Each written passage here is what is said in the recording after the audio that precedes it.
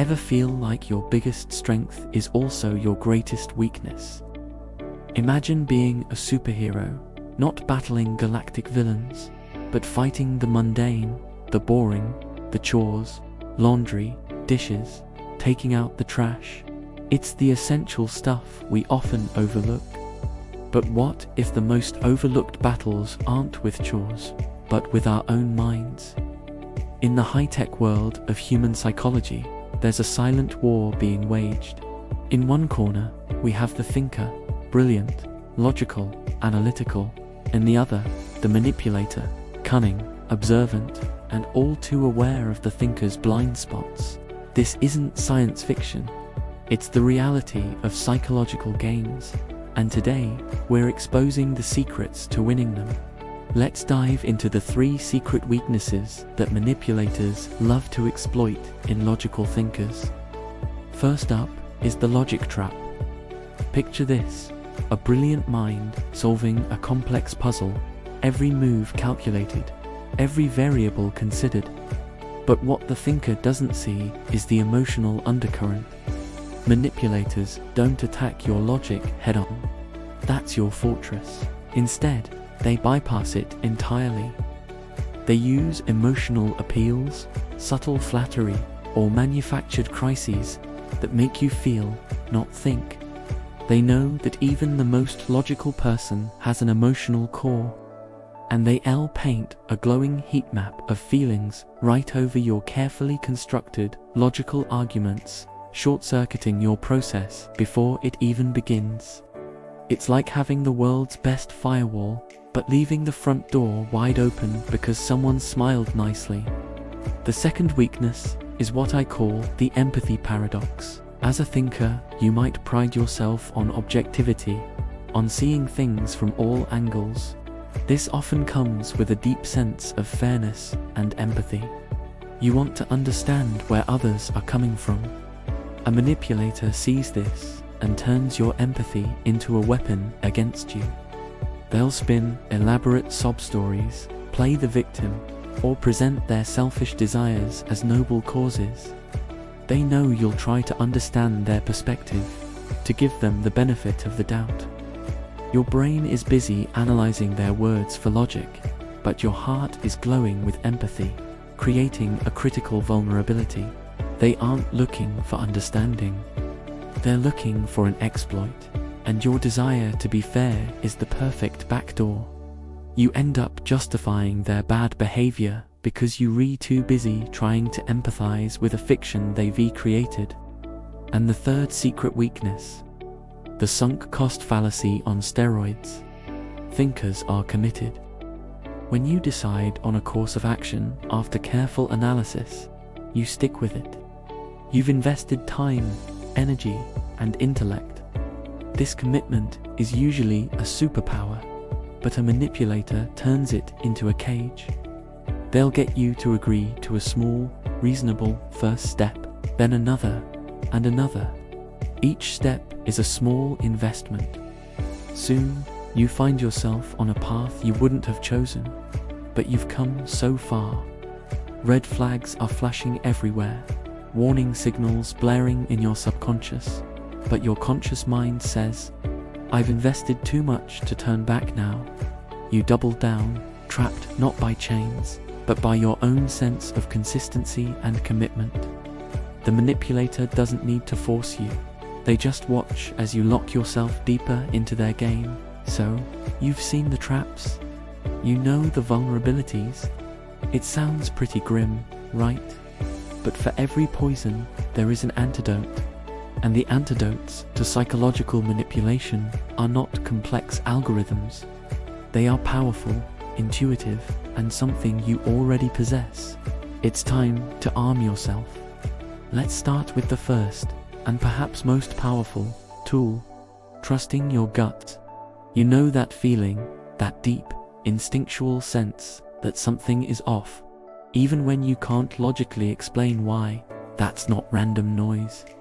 It's your subconscious processing millions of data points, body language, tone of voice, micro-expressions, far faster than your conscious mind can keep up.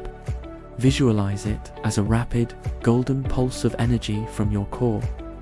When a manipulator is at work, their words might be perfect, but their nonverbal cues will betray them. Your gut picks up on this dissonance.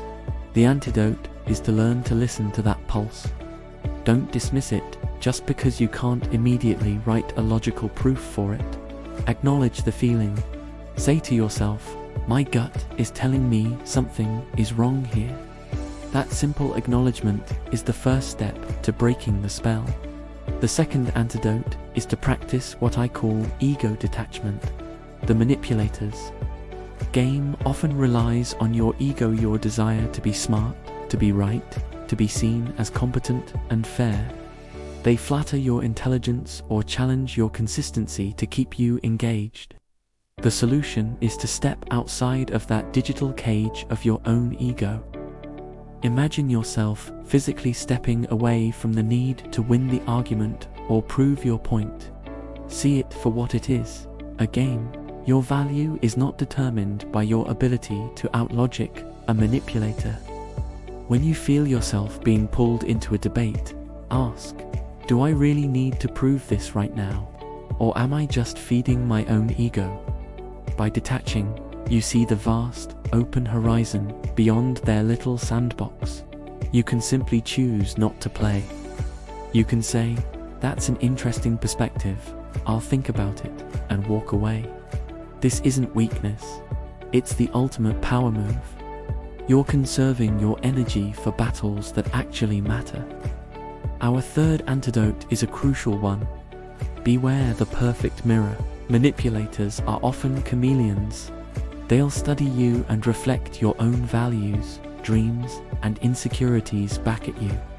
It feels amazing, like you've finally found someone who truly gets you. This is a technique called mirroring, and when it's too perfect, it's a giant red flag. No two people are identical. A healthy connection involves differences, friction, and mutual discovery. A manipulator offers a flawless reflection because they are hiding who they truly are. The antidote is to actively look for the differences. Be wary of someone who agrees with you on everything, who shares every single one of your niche interests, who finishes your sentences from day one. Imagine that perfect mirror shattering, revealing a hollow interior. Healthy relationships are built with two whole, distinct individuals, not one person and their echo. Test the mirror.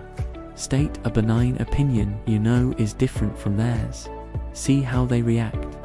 Their response will tell you everything you need to know. And finally, the fourth antidote, which ties everything together.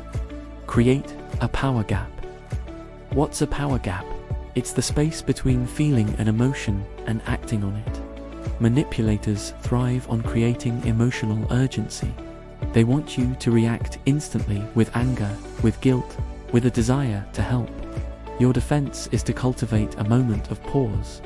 Imagine yourself in a serene, futuristic garden, a space of pure calm in your mind.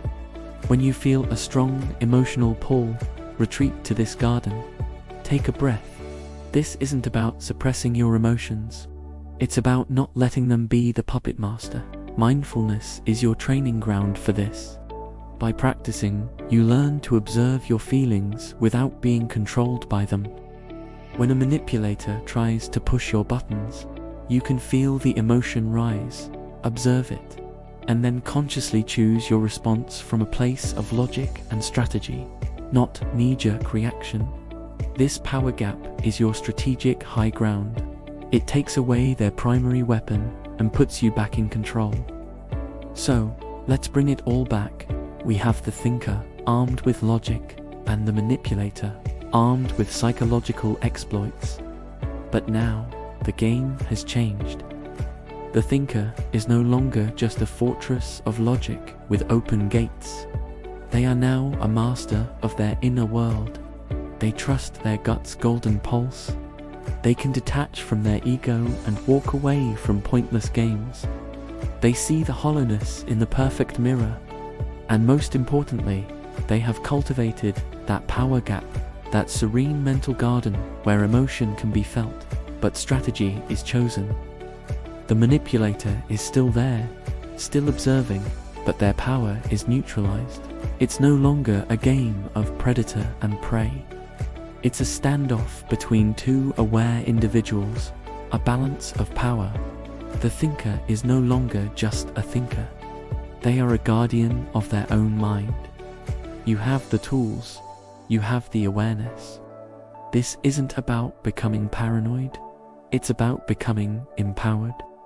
It's about protecting your greatest asset, your mind, so you can use your incredible logical abilities for what they were meant for: building, creating, and solving real problems, not fighting off unseen emotional vampires. The world needs your mind at its best. So practice these antidotes. Make them a part of your mental operating system. What was once a vulnerability will become your new line of defense.